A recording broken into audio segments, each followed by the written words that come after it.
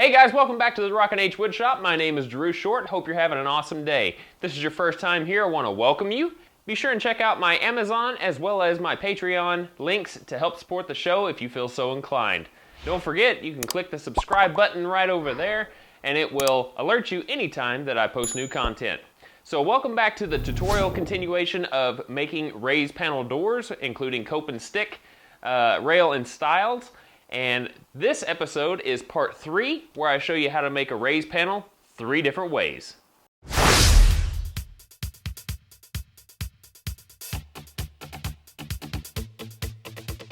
Alright guys, welcome back to the running tutorial for cope and stick, rail and stile, how to make cabinet doors in Sketchup video. I know that's a long name, isn't it?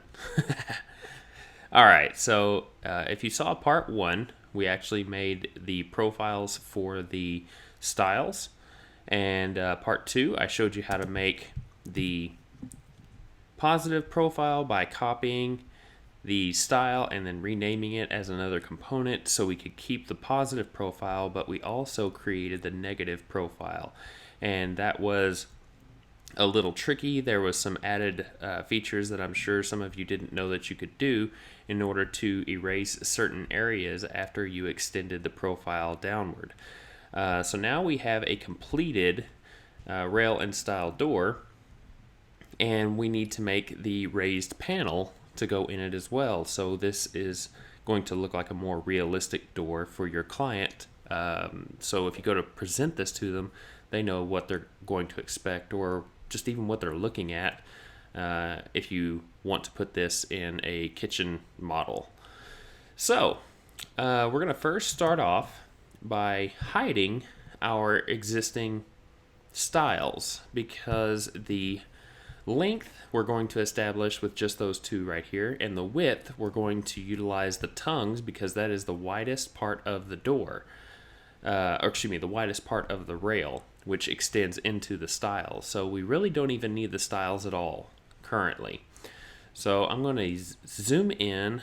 Gunny, how'd you like that? Like that term there? Going to, there you go. Zoom in right there onto the tongue. So that way I can turn on my rectangle function and see exactly where I need to snap my first point to. So I'm just going to hover right over that point, which is the back side of the tongue, and I'm going to click, and I'm going to zoom back out using my orbit function, and I'm going to pan around to the other tongue. And keep in mind, my rectangle function is still in operation even though I'm in the orbit tool right now. So I'm just going to hold or hover right over the area and then turn my rectangle function back on, and then drop. Okay, so now turn my push-pull function on, and I'm going to pull this out 3/4 of an inch. So just type in 0.75 and enter. Now before I do anything else, I'm going to turn this into a component. So just by highlighting it all, making it all turn blue, and then clicking G on my keyboard, and name that just panel. Now I'll probably get to replace this. Nope. Okay, good. I've played with this earlier, so I couldn't remember what I named it. Alright, so now I have it the thickness that I want, so I just need to move it back into the appropriate location. Now, most panels on the back side tend to have a tiny reveal on the back, and I'm going to do the same thing. So I'm going to move this thing back about the thickness of this tongue, and then move it back 1/16 of an inch, or I could simply just use my tape measure and establish a 1/16 line by typing in 1/16 for 1/16, and that will drop me a line right there. And I'm going to drop another one up here, just connect it to that corner, so that will give me an intersecting line that I can just pull it to. So while the panel is highlighted, I'm not inside the component, I've just got it highlighted. I'm going to turn my move function on and hover over the spot where the panel intersects the rail, and then click it, and then move it back to that intersection and drop it. So that will establish my overhang of the rail in relation to the panel. So it's a 1/16 of an inch back. So now I have the appropriate location. So now we got to do the layout for the raised profile. So I'm going to establish some lines for where the tongue needs to be. So I'm going to turn my tape measure function on and just double click on either perimeter line of the tongue so it can establish where that layout is supposed to be, so I know I don't need to exceed that point. So here's a question for you. How have you guys used either SketchUp or Fusion 360 in a way that helps benefit your business? I'm sure that there will be a lot of people in the comment section down below that would love to hear your answers, so please feel free to share. Alright, so even though my profile is hidden inside the panel, I know that it extends 3/8 of an inch down because that's how deep my groove is on each rail and stile. So I'm going to go into my component so I can drop some layout lines to visualize this a little bit better. So 3/8, and then I've got the layout lines here for where the tongue needs to be. So this point right here is the point of no return that I cannot go past in an upward direction. Nor can I go past this way because of this line. It tells me that that's where the tongue is at. So I'm going to have a tongue right in here to accept into the stile, just like I have to have one accepted into the rail. So this area right here below this dotted line is my working area. So I need to lay out my profile in this area right here. So let's just say I want, and you're going to have to go off of the profiles that are on your bits if you want this to be exact. So just reference the box of your bits on your raised panel door router bits and find out what the depth is of the profile and things of that nature so you know how to continue. But I'm going to just make a, let's just say a 1.25. Let me take a look at that. That might be a little excessive. Let's just do a 1-inch wide profile. So I'm going to hit Command Z to get rid of that layout line, which is just undo. And let's do another one. Drop a 1-inch line down. Okay, so that's going to be pretty good. All right, so this rectangle you see right here is where my profile has to be laid out. Now I want a 1/16 inch reveal from the very front face that drops back and then starts the profile. So I'm going to draw a 1/16 line, 1/16, and I can go ahead and draw this line if I want. So I'm going to turn my line function on and draw that short little line right there, intersection to intersection. Okay. I need to draw this line because I can't exceed this point. So those two intersections will now meet.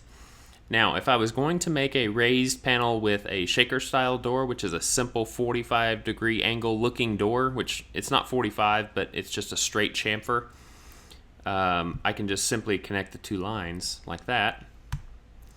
And now I've created my profile on one side of this panel. So all I have to do now is to use the follow me tool like I showed you in the lesson for crown molding. And if you want to check that out, you'll find a link in the description or in the top right hand corner of the screen. And it'll show you how this follow me tool works, but we'll go through it again just to be safe. So I basically want this profile to follow the perimeter of the face. I don't want it to follow the edges necessarily. I mean, you can highlight all the edges and it will still do the same thing, but the quickest way is just to highlight the face like that. Make sure the face is the only thing that's blue. Turn on the follow me tool, which is right up here. And you'll notice the dotted lines on the face go away, but that's fine. You already told it that you want it to follow that before you even turn that function on. So we'll come over here to where the profile is at and we'll just click. So now our raised panel with a shaker style type panel look is now in place. So I'm going to unhide everything and now you can see the completed door. Forgive the train, guys, I live near a railroad. So that is the completed door. The roundover is fairly similar to how we created the profiles on the rails and stiles, but a Roman ogee is a little bit different. So I can show you that real quick. I'm going to undo a couple of things. So Command Z, I'm going to bring back to the point where I had my profiles. And Control Z is undo on Windows if you're curious. Alright, so I'm going to remove this straight line that I created for the raised panel. So I still got my border line here and here. Okay, now I want to create the Roman ogee. So I've just come all the way over here to the side so I can see a good view of it. And I'm going to use my 2-point arc function right here. Now I've also found in order to make that work better, you need to enlarge the size of this panel. So since we have everything laid out and all we need to do is draw the arc, I'm going to go ahead and enlarge this panel. So I'm going to click outside of the component just so I can turn off the function. I'm just going to highlight it, and I'm going to turn my scale function on, which in my keystrokes it's S. And if you want to find this in the toolbar, just go up here to Tools and you'll find Scale right there. Okay. So once you have the function turned on, you see all of these little points that you can pull from. This will just locate it thickness wise, so you can click it and it will scale it back and forth like this, almost like a push-pull.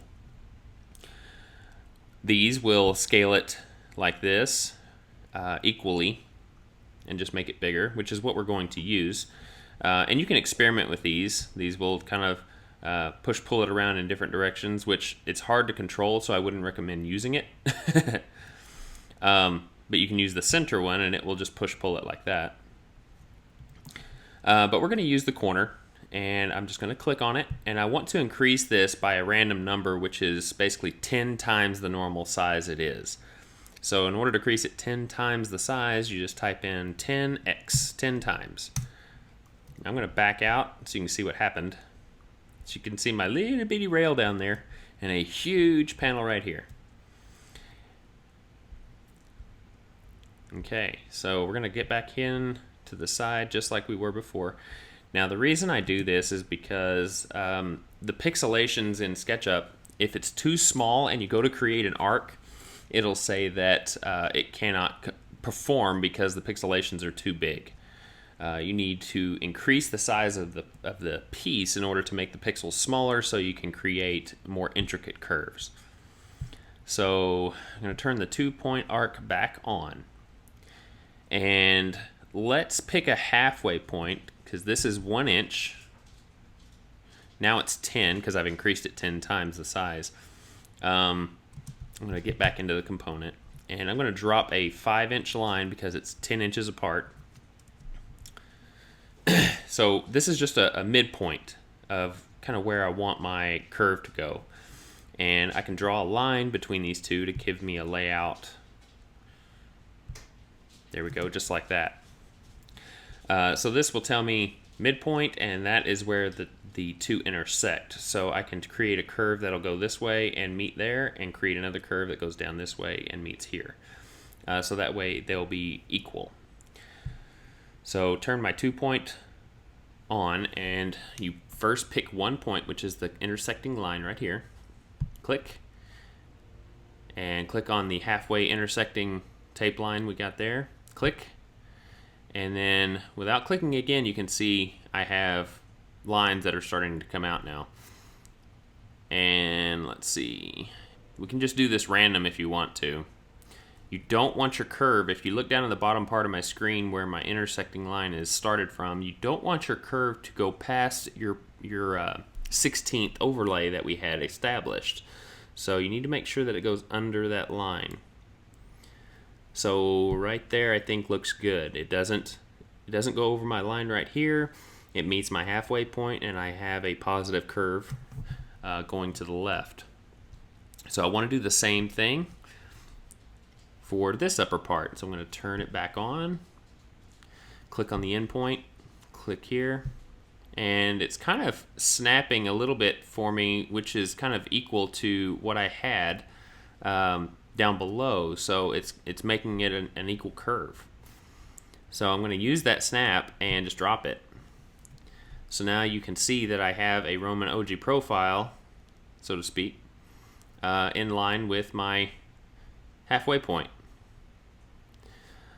So using the follow me function again, highlight it all, turn on the face only, turn follow me function on, and click your profile. Now we're still enlarged, so we just need to drop it down to the size that we had it. So we're going to get out of the component and then click on it just to highlight it. Turn the scale function back on, which was back up here in tools if you can't remember, or just hit S on your keyboard. Grab the corner right here, which is the exact same corner we enlarged it with. So we're just going to shrink it down. So click that, and you can just move it a little bit. You can drag it all the way back if you want to, but the quickest way is to decrease it by 0.1, which will take it away from 10 times the normal size. It'll basically take it back to its origin. So 0.1 and enter. And then we'll just zoom back in and find that it is the exact size that we started with. It's even with my tongues on the rails. Now, the other thing that we need to do, and I haven't shown you this yet just because we were still working with it, is we need to create that profile that needs to drop back inside the rails and stiles, because we want this overhang here, but we got to fit inside the tongue here. So the quickest way to do that is just to go to the back side of your door, get into the component and turn your rectangle function on, and you need to find the appropriate spot to start from, which is right there. So click that point, and we're just going to draw a big rectangle on the back side of this door. I'm going to turn my orbit function on while my rectangle function is still active, and hover over that, turn my rectangle back on, and drop. So now I've established the tongue perimeter, so I can just push-pull that into the tongue right there, just snap it to that surface and drop.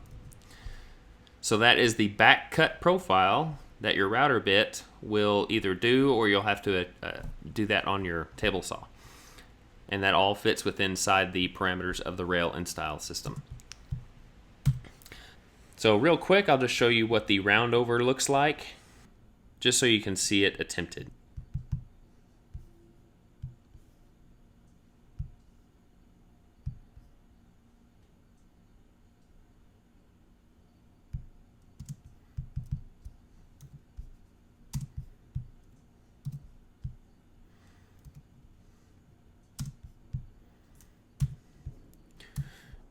So there you go, a round over profile, a Roman ogee profile, and a shaker style chamfer profile that you can use on Sketchup.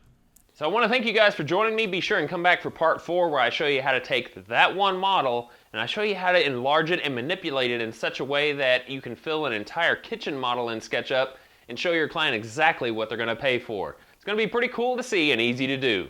I want to thank my patron right up here, Trev Hayden, for being a loyal supporter of the show, as well as all of my new patrons that have come on board that will be active on February 1st. Not to mention all of the partners that have come on board as well. So guys, thank you very much. Please be safe in your shops, and I'll see you next time on the next video. Boom!